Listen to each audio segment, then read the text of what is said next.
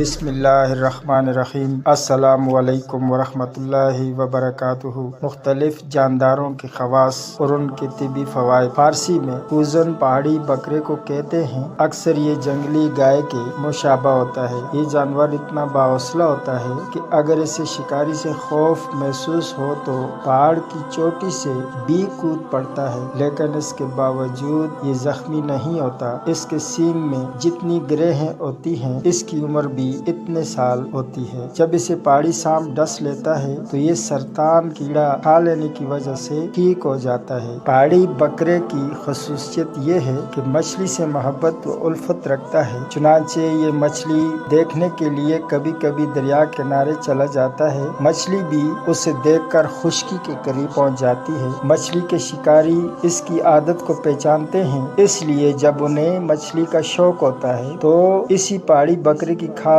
پہن کر دریا کے کنارے بیٹھ جاتے ہیں اور مچھلی کا شکار کر لیتے ہیں۔ پہاڑی بکرا سانپ کھانے کا ہادی ہوتا ہے۔ جہاں کہیں بھی اسے سانپ نظر آ جائے یہ فوراً اسے کھا لیتا ہے۔ چنانچہ کبھی کبھار ایسا بھی ہوتا ہے کہ سانپ پہاڑی بکرے کو ڈس لیتا ہے تو اس کی آنکھ سے 2 چھوٹے قطرے کے برابر خون نکلتا ہے، جس کی وجہ سے اس کی آنکھ میں انگلی کے برابر سوراخ بن جاتا ہے جس میں انگلی ڈالی جا سکتی ہے۔ یہ خون زمین پر گر کر خشک ہونے کے بعد شمع کی مانند ہو جاتا ہے۔ لوگ اس خون کو سانپ کے زہر سے بچنے کے لیے تریاک بناتے ہیں، جسے تریاک حیوانی کہتے ہیں۔ چنانچہ سب سے عمدہ تریاک زرد رنگ کا ہوتا ہے۔ جب اس خاص بنے ہوئے تریاک کو سانپ یا بچھو کے کانٹے کی جگہ پر لگایا جائے تو یہ بے حد فائدہ مند ہوتا ہے۔ اسی طرح اگر کسی نے زہر پی لیا ہو تو اس وقت تریاک کا پینا بے حد نفع بخش ہے۔ اللہ تعالیٰ نے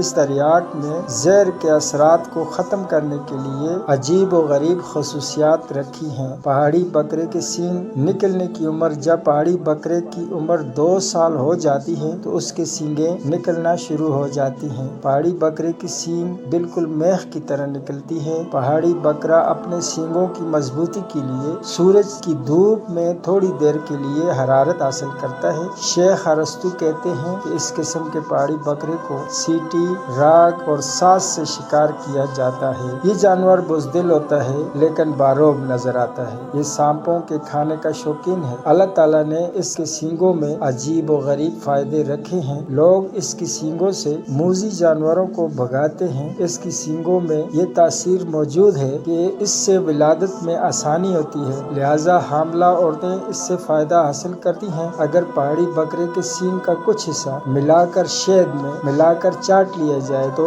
پیٹ کے کیڑے نکل جاتے ہیں۔ علامہ دمیری رحمۃ اللہ علیہ فرماتے ہیں کہ یہ جانور نہایت فربا ہوتا ہے۔ اگر اسے بھاگنے کا موقع مل جائے تو شکاری سے بچ کر فرار ہو جاتا ہے۔ اگر انسان کسی بھی سانپ کے منہ میں تھوک دے، چاہے وہ سانپ کتنا ہی زہریلا کیوں نہ ہو، ہلاک ہو جاتا ہے۔ اگر پہاڑی بکرے کی ہڈیوں کو پیس کر زیتون کے تیل میں ملایا جائے اور انتہائی تھکے ہوئے انسان کے جسم پر مالش کی جائے، ساری تھکاوٹ اسی لمحے ختم ہو جاتی ہے۔ اگر کسی انسان کے سر کے بالوں کو کاٹ کر جلایا جائے اور سرسوں کے تیل میں ملا کر کسی ایسے انسان کے سر پر ملا جائے جو دائمی سر درد میں مبتلا ہو، اس کا دائمی سر درد ہمیشہ کے لیے ختم ہو جائے گا۔ اگر الو کی دائنی آنکھ کو سکا کر اپنے پاس رکھا جائے، جب تک وہ آنکھ اس کے پاس رہے گی اس کو نیند بالکل نہ آئے گی۔ جس گھر میں سفید رنگ کا مرغ ہوگا اس گھر پر جادو کا اثر بالکل نہ ہوگا۔